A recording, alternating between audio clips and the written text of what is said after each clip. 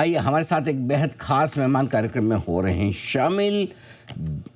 Goldilock global research के founder Gautam Shah साहब कार्यक्रम में शामिल हो रहे हैं। आप पेशे से, एजुकेशन से आप CMT सर्टिफाइड मार्केट टेक्नीशियन हैं, CFT चार्टर्ड फाइनेंशियल टेक्नीशियन है, MSTA member of society of technical analyst है और स्टॉक मार्केट का लंबा गहरा अनुभव गौतम शाह साहब का है, 20 सालों से ज़्यादा का। आइए बढ़ते आगे और स्वागत करते हैं गौतम साहब। बहुत बहुत स्वागत है आपका। सबसे पहले एडवांस में आपको नए साल की बहुत बहुत बधाई और शुभकामनाएं। बताएं सर, सिर्फ इतना भरोसा दिला दें कि सर 2026 में थोड़ा पैसा बनेगा। Good morning Singhvi ji, thank you to you and your team as well. देखिए अभी मैंने तो पिछले 20 साल में ऐसा एनवायरनमेंट देखा नहीं है कि हम लाइफ टाइम हाई से 1% दूर है और ऐसे लग रहा है कि कितनी बड़ी बेयर मार्केट प्ले हो चुकी है। तो आई थिंक बहुत इंटरेस्टिंग सा सेंटिमेंटल सिनेरियो है और मुझे लगता नहीं है कि हिस्टोरिकली कभी भी मार्केट्स इस सिचुएशन से टॉप आउट किया है। इनफैक्ट अगर आप इंडिया विक्स को देखें तो वो कल 10 के लेवल के नीचे चला गया। तो इंडिया विक्स तो आपको ये कह रहा है कि actually there is no fear in the system, but लोगों के माइंड्स में काफी वीकनेस है। अभी मेन क्वेश्चन ये है कि जो रिसेंटली हुआ है, क्या ये कंसोलिडेशन है कि डिस्ट्रीब्यूशन है? मेरा मानना है कि ये एक हेल्दी कंसोलिडेशन है। बाजार जब 26,250 के आसपास गया तो वहां पर बेसिकली एक रुक गया है। वहां पर उसे एमुनेशन नहीं थी न्यूज फ्लो की। ग्लोबल मार्केट्स अब अच्छे हो गए हैं, तो आई थिंक ये कंसोलिडेशन जैसे ही खत्म होता है, जो मेरे हिसाब से अगले 1-1.5 हफ्ते में हो जाना चाहिए, तो market should move towards lifetime highs and beyond. तो हमारा लॉन्गर टर्म वर्किंग टारगेट है 27,500। अगर आप 3 से 6 महीने के बारे में सोचते हैं और अगर 12 से 18 महीने के हिसाब से सोचते हैं तो 28,400 हमारा लॉन्ग टर्म वर्किंग टारगेट है। चार्ट्स अभी भी अच्छे हैं। अगर आप वीकली चार्ट देखें, मंथली चार्ट देखें, अगर आप इंडेक्स हैवीवेट्स को देखें, चाहे वो बैंकिंग सेक्टर हुआ, IT हुआ, मेटल्स हुआ, रिलायंस इंडस्ट्रीज हुआ, तो ओवरऑल बेसिस पे मार्केट खराब नहीं है जितना दिखता है। 25,700 इंपॉर्टेंट शॉर्ट टर्म सपोर्ट है। जब तक वो सेफ है, मेरा मानना है कि इवेंचुअली मार्केट ऊपर की तरफ ब्रेकआउट करेगा। मगर इस मार्केट में आपको सेलेक्टिव रहना पड़ेगा। हर कुछ नहीं चलेगा, हर सेक्टर नहीं चलेगा। अगर आप अच्छे पॉकेट्स में है, कंफर्टेबल पॉकेट्स में है, अगर आप उन स्टॉक्स में है जिसमें वैल्यूएशंस अच्छे हैं, तब आई थिंक मार्केट में 2026 में पैसा बनेगा। बिल्कुल ठीक बात है और बहुत ही खूबसूरती से आपने एक ही सेंटेंस में पूरा मार्केट का हाल बयान कर दिया कि लाइफ टाइम हाई से सिर्फ 1% दूर है और ऐसा लग रहा है कि जैसे मंदी के मार्केट है, वो बेयर मार्केट की हालत है। बिल्कुल बहुत बहुत सही कहा। लेकिन उसकी वजह भी एक है गौतम सर की, चलो इंडाइसेस ठीक है, सब कुछ ठीक है, लेकिन जो मार लगी है मिड कैप स्मॉल कैप शेयरों में, ऑन एन एवरेज पोर्टफोलियो लोगों के 20 से 30% नीचे चल ही रहे हैं, अभी भी चल रहे हैं। इनमें क्या कोई उम्मीद रखी जाए कि 2026 में इनमें भी सुधार होगा? देखिए सिंघवी जी, डिपेंड करता है कि आप किन शेयरों में काम करते हैं, क्योंकि एक इंडेक्स है NSE का, उसको हम लोग बोलते हैं mid cap select index. Right sir. ये सिर्फ एक 25 स्टॉक का इंडेक्स है जिसमें लिक्विडिटी बेस्ट है, फंडामेंटली सबसे सॉलिड कंपनीज है। ये इंडेक्स भी अभी 2% लाइफ टाइम हाई से दूर है। तो जो क्वालिटी मिड कैप्स और जो क्वालिटी स्मॉल कैप्स है, समझिए 200-250 स्टॉक्स जो है out of 2000 companies, they have actually done very well in the last 6 months. तो वहां पर कोई चिंता की बात नहीं है।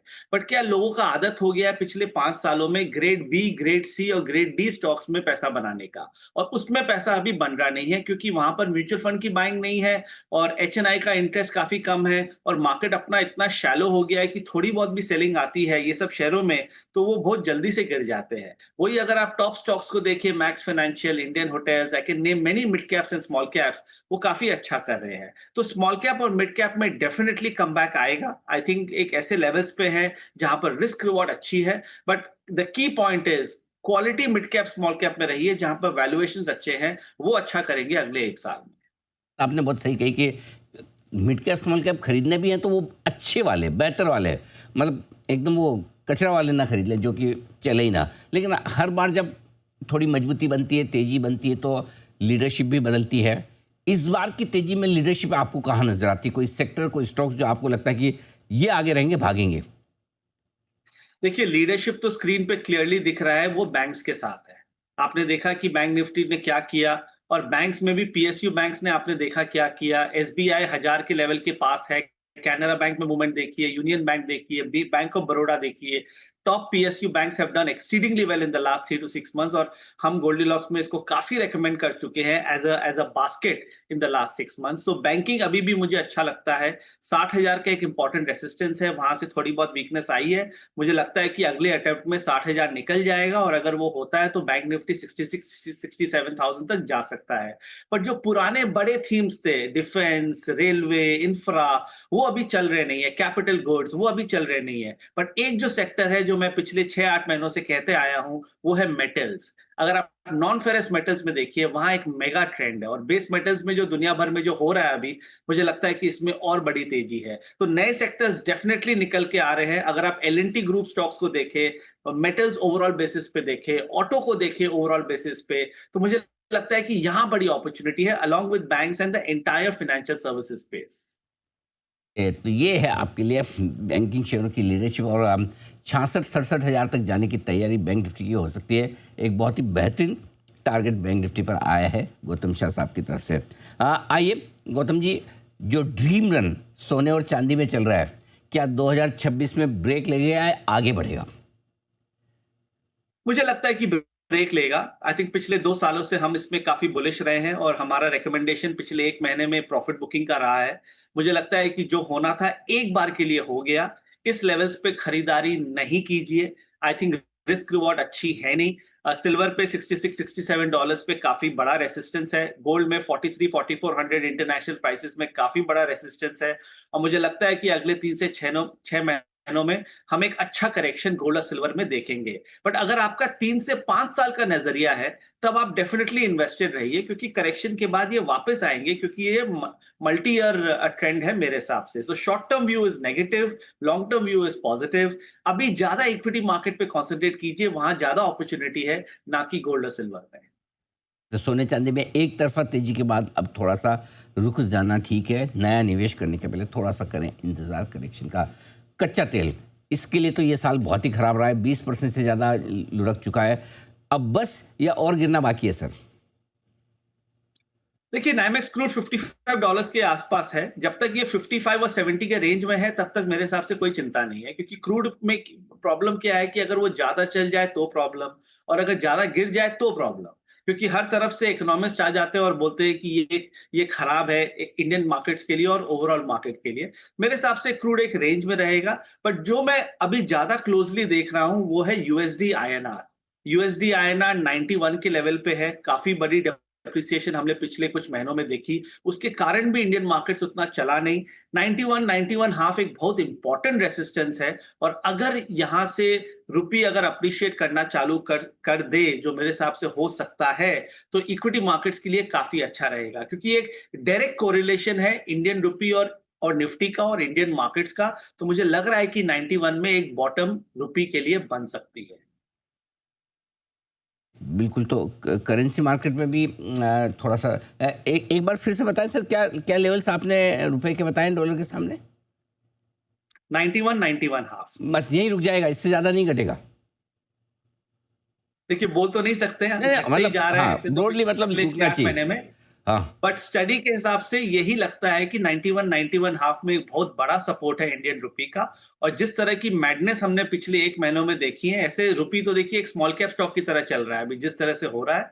बट मुझे लग रहा है कि यहाँ पर एक स्ट्रेंथ आनी चाहिए। मुझे लग रहा है यहाँ स्टेबिलिटी आएगा। अरे ना गौतम सर, आज आप सारी अच्छी अच्छी बातें कर रहे हैं, एकदम बढ़िया फर्स्ट क्लास। तो मैं थोड़ा सोचूंगा एक आध कोई मुश्किल वाला सवाल भी पूछूं, सारी अच्छी बातें की। सर, ये अमेरिका के बाजार ढह तो नहीं जाएंगे? बबल वबल फूटने वाला है क्या 2026 में? देखिए, बबल की बातें तो 2 साल से चल रही है। राइट। तो उसके बाद भी हमने यूएस मार्केट्स में काफी स्ट्रेंथ देखा। US market is right at the forefront of the AI trade, which can not be denied. US market companies अभी भी काफी स्ट्रांग है। एनवीडिया का रिजल्ट्स देखिए, अल्फाबेट के रिजल्ट्स देखिए, अभी भी काफी स्ट्रांग है। उसके वैल्यूएशंस अभी भी कंफर्टेबल है in comparison to the rest of the world.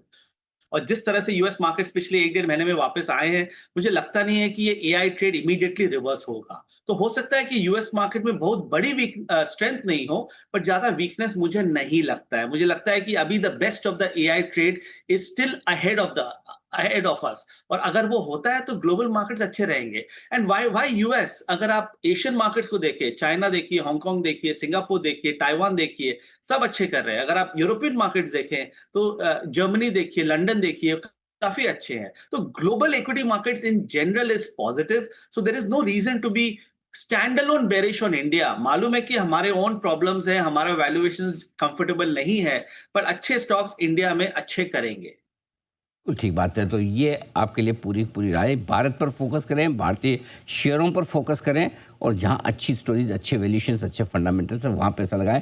2026 होगा आपके लिए बेहतर, ये भरोसा दिलाते हुए गौतम शाह साहब, सर बहुत बहुत धन्यवाद आपका, आपने समय दिया और बहुत ही इंटरेस्टिंग तरीके से आपने एकदम साफ क्लियर कट डायरेक्शन हमारे दर्शकों को समझाया नए साल के बारे में। Thank you so much sir. जल्द आपसे फिर होगी मुलाकात, आज के लिए शुक्रिया।